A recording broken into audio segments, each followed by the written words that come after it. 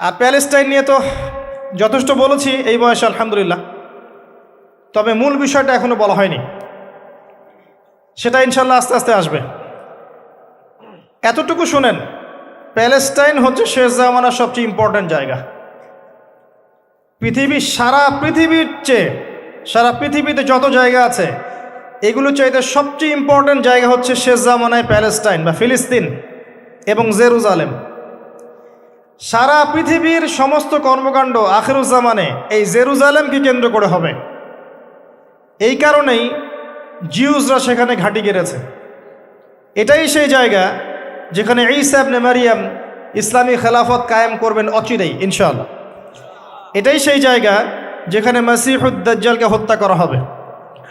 আর দাজ্জালের চেয়ে বড় কোনো ফিতনা এই উম্মার জন্য নেই।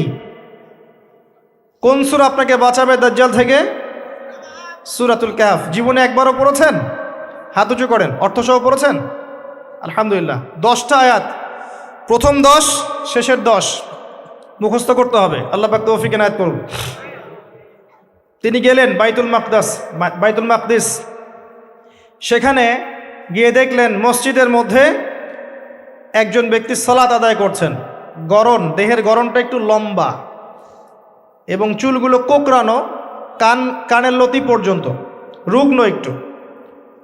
তাকে বলা হচ্ছে ইনি হচ্ছেন মুসা আলাইহিস সালাম, সালাত পড়ছেন। এখন কিভাবে সালাত পড়ছেন, জীবিত না মৃত নাকি বারজাখে, আমরা ব্যাখ্যা করতে পারবো না। যা তিনি দেখেছেন তাই বলেছেন, আমরা বিশ্বাস করেছি, সামি'না ওয়া আতা'না। যেমনটা আবু বকর সিদ্দিককে বলা হয়েছে রাদিয়াল্লাহু আনহু, আপনি কি মেরাজের ঘটনা বিশ্বাস করেন? আপনি কি মেরাজের ঘটনা বিশ্বাস করেন? আল্লাহ রাসূল সাল্লাল্লাহু আলাইহি ওয়াসাল্লাম এক রাতের মধ্যে বাইতুল মাকদিস গিয়েছেন, সেখান থেকে আরশে আজিম, আবার ফিরে এসেছেন, অজুর পানি গড়িয়ে পড়ছে।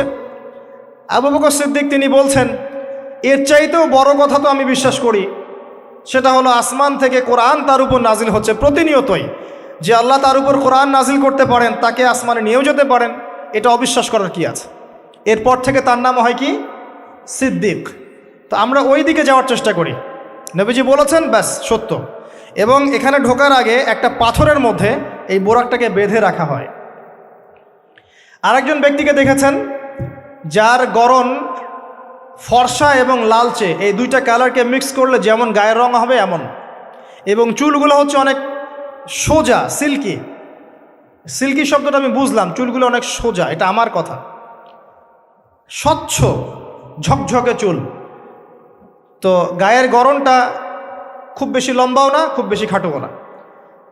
নবীজিকে বলা হচ্ছে ইনি হচ্ছেন ঈসা ইবনে মারিয়াম। নবী সাল্লাল্লাহু আলাইহি ওয়াসাল্লাম আরেকজনকে দেখলেন যার গড়নটা হুবাহু নবী সাল্লাল্লাহু আলাইহি ওয়াসাল্লামের মতোই। এবার তাকে বলা হলো ইনি হচ্ছেন আদি পিতা ইব্রাহিম আলাইহিস সালাম। ইব্রাহিম আলাইহিস সালামের সাথে আমাদের নবী সাল্লাল্লাহু আলাইহি ওয়াসাল্লামের পুরো ফিজিক্যালিও মিল ছিল এবং জীবনের যে গতি এখানেও মিল ছিল। হয়তোবা এই কারণেই আমরা দরুদ ইব্রাহিমে অন্য নবীর নাম না নিয়ে ইব্রাহিম আলাইহিস সালামের নামটা নিচ্ছি। আল্লাহু আলাম, আল্লাহ ভালো জানেন। যখন নবীর নাম আসবে সবাই কমসে কম সাল্লাল্লাহু আলাইহি ওয়াসাল্লামটুকু বলবেন মনে মনে। এবার সেখানে নবী সাল্লাল্লাহু আলাইহি ওয়াসাল্লাম সমস্ত নবীদেরকে নিয়ে 2 রাকাত সালাত পড়লেন। তিনি ইমামতি করলেন।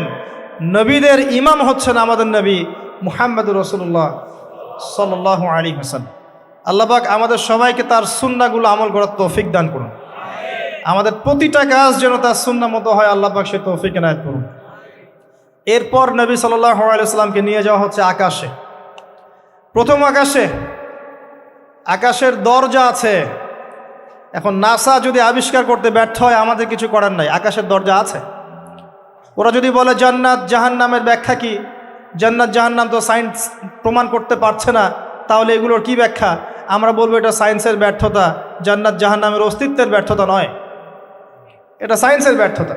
আছে, খুঁজতে থাকেন, একদিন পাবেন ইনশাআল্লাহ। তবে পাওয়ার আগে যে কিয়ামত হয়ে যাবে এটা নিশ্চিত, পাওয়ার আগে কিয়ামতই হয়ে যাবে। আমরা কারেন্ট অ্যাফেয়ার্সে দেখেছিলাম কয়েকদিন আগে একটা গ্রহের সন্ধান পাওয়া গেছে। এই গ্রহটা ডায়মন্ড দিয়ে তৈরি, হীরার।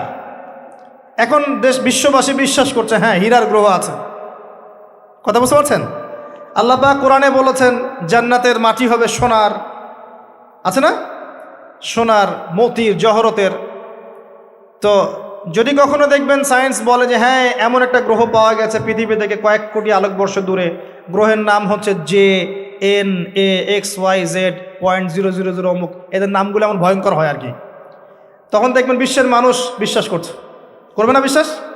নিশ্চিত বিশ্বাস করবে। আমাদের পুরো চিন্তাটাই এখন এমন, সায়েন্স বললে হ্যাঁ আমি হ্যাঁ, ও যদি বলে না আমি না। 20 সেকেন্ড হাত দাও, 20 সেকেন্ডই। মাস্ক না পরলে যাবে না, ভাইরাস যাবেই না, পড়তেই হবে। 3 ফিট দূরে দাঁড়াও, 4 ফিট দূরে দাঁড়াও, ও যা বলবে তাই। এটা শিরক। মসজিদের মধ্যে আমরা বানরের মতো নামাজ পড়ছি, জাস্ট লাইক ডঙ্কিস, 4 ফিট দূরে দূরে এক একজন। সুবহানাল্লাহ, মাঝখানে কি শয়তানের জন্য? বাকি সবখানে এক জায়গায় একত্রিত হওয়া যাচ্ছে। মসজিদে গেলে 1000টা রেস্ট্রিকশন, কি সমস্যা? সমস্যা কোথায়? চেহারা ঢেকে নামাজ হয় মসজিদে? বড় বড় ওলামায়ে কেরামদের কাছে ফতোয়া নেন। একটা বিশ্বাস, একটা ভয়, একটা আতঙ্ক।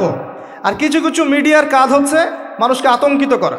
আজকে কয়টা মরলো, আজকে কয়টা আক্রান্ত হলো, আজকে কয়টা কী হলো। মানুষের সাইকোলজিক্যালি এমন, মানে মাইন্ডসেটটা তৈরি করা হচ্ছে এমন যে ভয়, আতঙ্ক। কেন ভাই, মরবেন না কখনো? সতর্ক থাকার নাম কি এরকম করা? সারা বিশ্বের মানুষকে ভয় দেখিয়ে আতঙ্কিত করে ফেলা হচ্ছে। আর ওইদিকে দেখেন যাদের যুদ্ধ করার যুদ্ধ করছে, যাদের যা কিছু করার তাই করছে। সারা ওয়ার্ল্ড অ্যাফেয়ার্স কি থেমে আছে? মানুষের দৃষ্টিভঙ্গিকে একদিকে ফোকাস করিয়ে দেয়। আমরা বলছি না যে ভাইরাসের অস্তিত্ব নাই, কিন্তু আল্লাহর চেয়ে বেশি ভয় তাকে করতে হবে কেন? বিগত 1 বছরে যতগুলা মানুষের সাথে আমি মোসাফা করেছি, এতদিনে আমার কবরে থাকার কথা ছিল, যদি সায়েন্স সত্য হয়। কথা কি বুঝতে পারছেন না? এখন আপনি আমাকে ব্যাখ্যা দেন যে আমার কেন হয় নাই, ব্যাখ্যা দেন। কি ব্যাখ্যা দিবেন আপনি আমাকে? প্রতিটা দিন ইভেন এই মাহফিলের সিজনে প্রতিটা দিন মিনিমাম 100-200 মানুষের সাথে আমি মোসাফা করেছি, এবং সবাই এটা সাক্ষী। একটা দিন আমার জ্বর আসে নাই, এর কি ব্যাখ্যা দিবেন?